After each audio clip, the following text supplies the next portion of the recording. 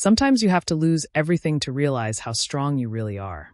I used to think strength meant smiling through everything, pretending things were fine even when your heart was breaking. But I learned that silence doesn't protect you. It only gives others permission to keep hurting you. The first time I heard them talking about me was on a Tuesday morning.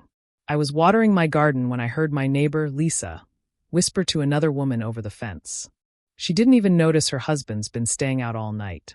Poor thing probably thinks he's still faithful. I froze.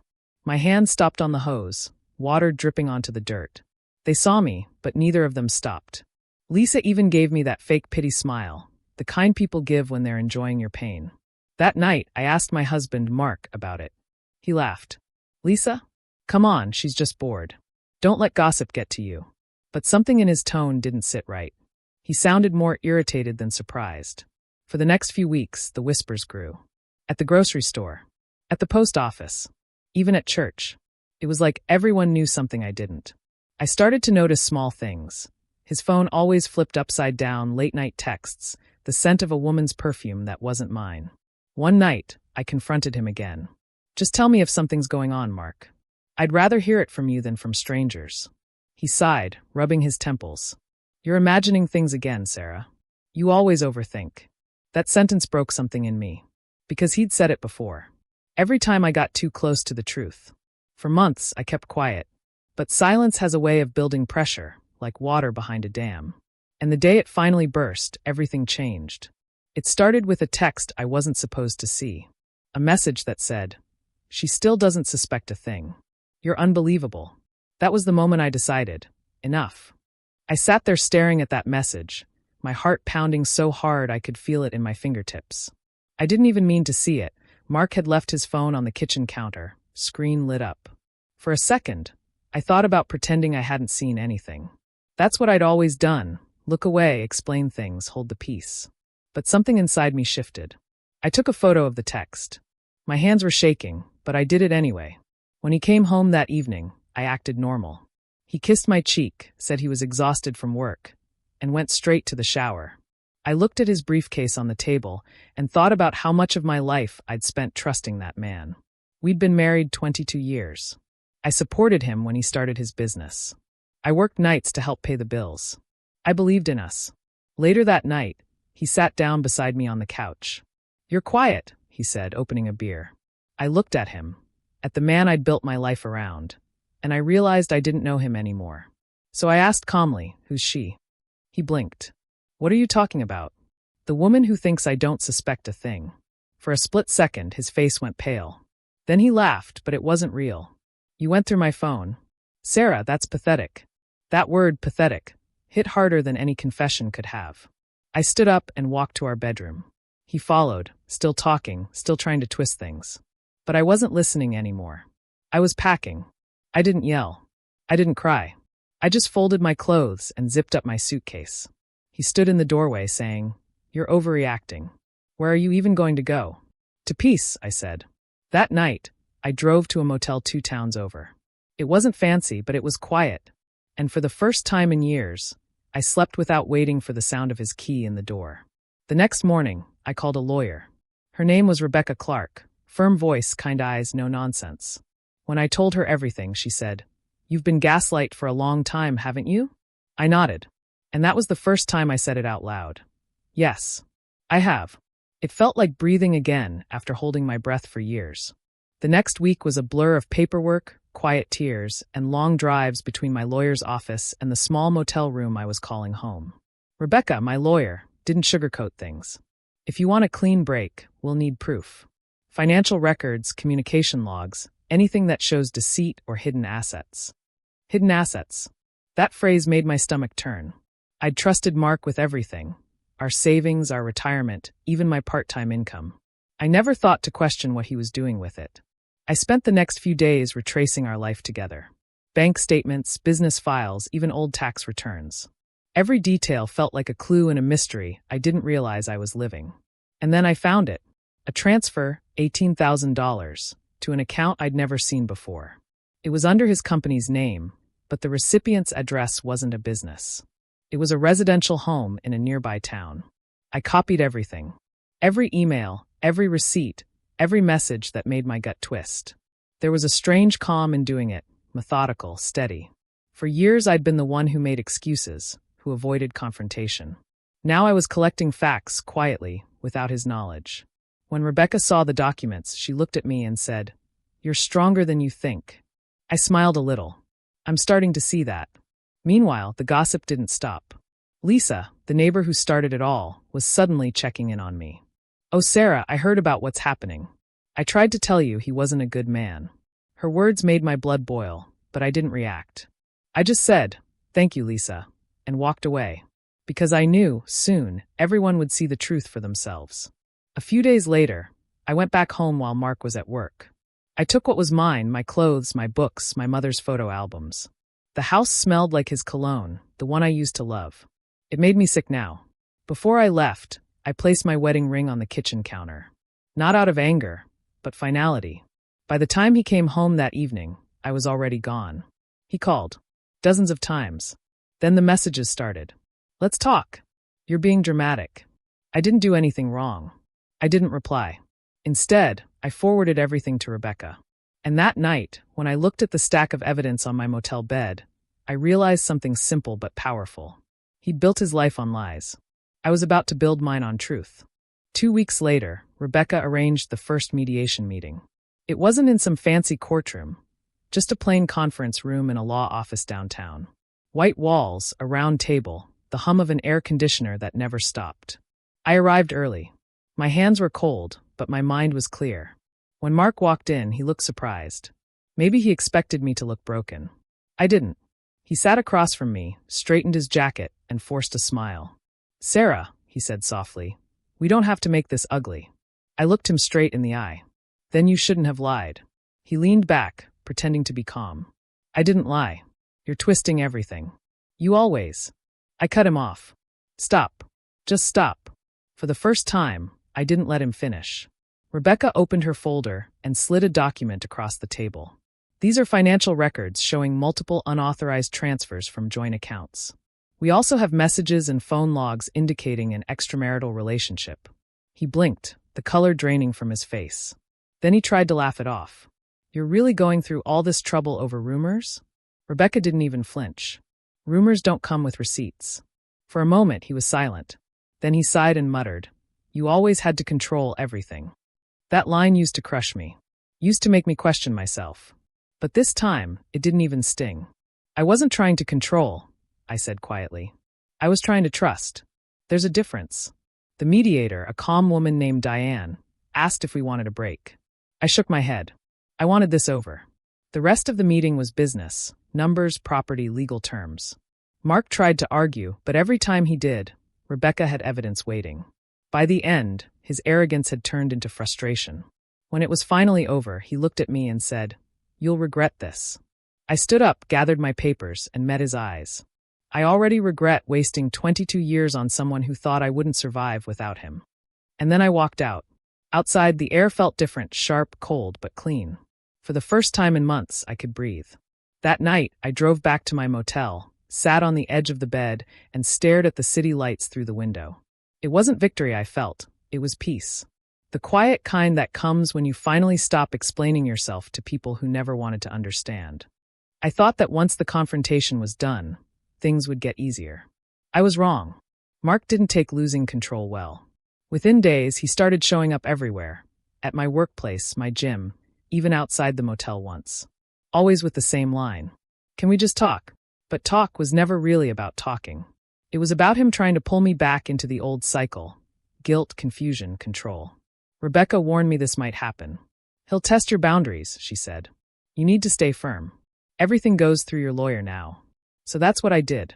Every message he sent, every uninvited visit, I documented it. When he realized I wasn't responding, he turned to other people. That's when the rumors started again. Lisa, of course, was the first to spread them. She kicked him out, she told people at church. After everything he did for her. Poor guy. Then came the posts on social media, little digs about bitter women and ungrateful wives. He didn't name me directly, but everyone knew. For a moment, I almost broke. I wanted to scream, to defend myself, to tell the world what really happened. But Rebecca's words echoed in my head. "Don't fight noise with noise."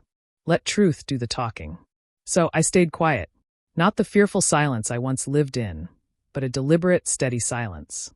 While he was performing for sympathy, I was working. I found a new apartment, small, sunny, with a view of the park. The first night I moved in, I sat on the floor eating takeout straight from the box. It felt like freedom. I changed my number, blocked him, and deleted every old photo that tied me to that life. Each click of the delete button felt like cutting another invisible chain. But Mark wasn't done. One afternoon, I came home to find an envelope taped to my door, a legal notice. He was contesting the division of assets, claiming I manipulated him. I laughed, not because it was funny, but because it was predictable. I sent it straight to Rebecca. She called later that evening, her voice steady as always. Don't worry. He's panicking. It means we're getting close to the truth. That night, I sat by the window watching the streetlights flicker, thinking about how far I'd come from the woman who once begged for honesty. Now, I didn't need his words or his approval. I was standing on my own. A few weeks later, the legal battle heated up. Mark had hired a new lawyer, aggressive, loud, the kind who treats court like a boxing ring. He filed motions, demanded hearings, and tried to drag everything out. Rebecca stayed calm. Classic intimidation tactic, she said, flipping through the paperwork. He's hoping you'll give up or settle out of exhaustion. But I wasn't giving up. Not anymore. We spent hours preparing, reviewing bank statements, emails, even old text messages. I'd never realized how much power comes from simply knowing the facts. Every document I handed her was another piece of my freedom taking shape. When the hearing finally came, I walked into that courtroom not as a victim, but as someone reclaiming her life. Mark avoided looking at me. His lawyer spoke for him, spinning stories about my emotional instability and impulsive behavior. It was strange, sitting there listening to someone rewrite my life like a bad novel. But when it was Rebecca's turn, she stood up with calm precision and started presenting evidence. The screenshots, the transfers, the messages. Piece by piece, she dismantled every lie they tried to build. At one point, Mark's lawyer interrupted, raising his voice. Rebecca didn't flinch.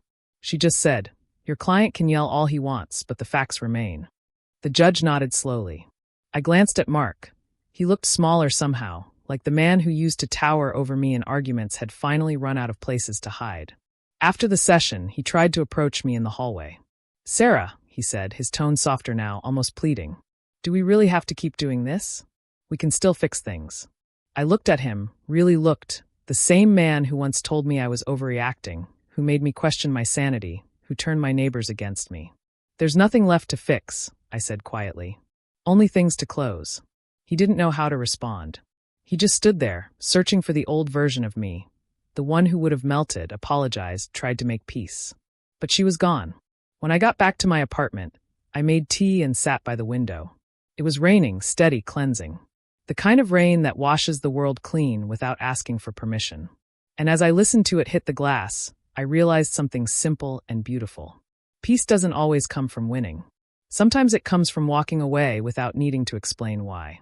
The truth always finds a way out, even when people try to bury it. In my case, it started with a single email. Rebecca forwarded it to me one morning with a short note. "You might want to see this." It was from a woman named Claire, the same woman whose address appeared on those mysterious money transfers. She wasn't writing to defend him. She was done with him too. She explained how Mark had lied to her as well, told her he was separated, even promised her a future. When she found out the truth, she left him. And she'd kept records, messages, photos, proof of the money he'd sent her from our accounts. My hands trembled as I read it. Not from sadness this time, but from relief. After months of fighting shadows and whispers, I finally had the truth in black and white. Rebecca filed the new evidence the same day. Within a week, the tone of the case shifted. The court saw through his act, the manipulation, the financial deceit, the lies. And when the final hearing came, Mark didn't even try to speak. His lawyer did all the talking, but it didn't matter. The evidence spoke louder than any defense could. The judge's ruling was clear and firm. The assets were divided fairly, my name cleared, and a restraining order was granted. When it was over, I felt this strange, quiet stillness. Not joy, not triumph, just freedom. As we left the courthouse, Rebecca smiled for the first time since we'd met. "You did it, Sarah," she said. "Not just legally, emotionally. You took your life back." I nodded, but words felt small compared to what was happening inside me. I wasn't angry anymore. I wasn't trying to prove anything. I just felt done. A few days later, I went back to my old neighborhood one last time. I parked a few houses away and sat in the car for a while, watching. Lisa was in her yard, gossiping like always. When she finally noticed me, she froze. I got out, waved politely, and walked over. Her smile was awkward. "Oh, Sarah. I didn't know you still." I interrupted gently. "You don't have to explain. I know what was said." She looked down. "I'm sorry. I didn't mean to." I nodded. "You did. But that's okay. You showed me who my real friends were." Then I smiled, calm, not cruel, and walked away. That was my revenge. Not shouting, not humiliating anyone. Just living well enough that the rumors no longer mattered. When I drove off, I didn't look back. Some places don't deserve your presence once you've found peace. It's been 8 months since that final hearing. I live in a small house now, tucked at the edge of town, where mornings start with birds instead of arguments. There's a coffee shop nearby where they know my name, and every Thursday, I bring a book and sit by the window like it's my own ritual of peace. I used to think healing would look dramatic, some grand moment where everything clicks and life suddenly feels perfect. It's not like that. Healing is quieter. It's making coffee in your own kitchen and realizing you're not waiting for anyone to come home. It's learning how to enjoy your own company again. Sometimes I still think about the years I lost, about how much of myself I gave to someone who never truly saw me. But then I remind myself, those years taught me something no comfort ever could: how to stand alone and still feel whole. I've stopped trying to erase the past. It's part of me, but it doesn't define me. What defines me now is what came after.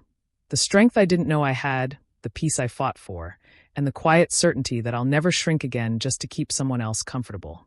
A few weeks ago, I ran into someone from my old neighborhood at the grocery store. She looked surprised, maybe because I was smiling. She said, "You look different, Sarah." "Happier." I just nodded. "I am." And I meant it. When I got home that evening, I lit a candle, opened the window, and watched the sunset spill across the sky. The kind of simple beauty I used to rush past, too busy trying to please everyone else. Now, I don't chase anyone's approval. I just live, honestly, quietly, on my own terms. I started this story thinking I'd lost everything. But I see it differently now. I didn't lose, I let go. And sometimes, that's the bravest thing a woman can do. If you were in my place, what would you have done? Write it in the comments.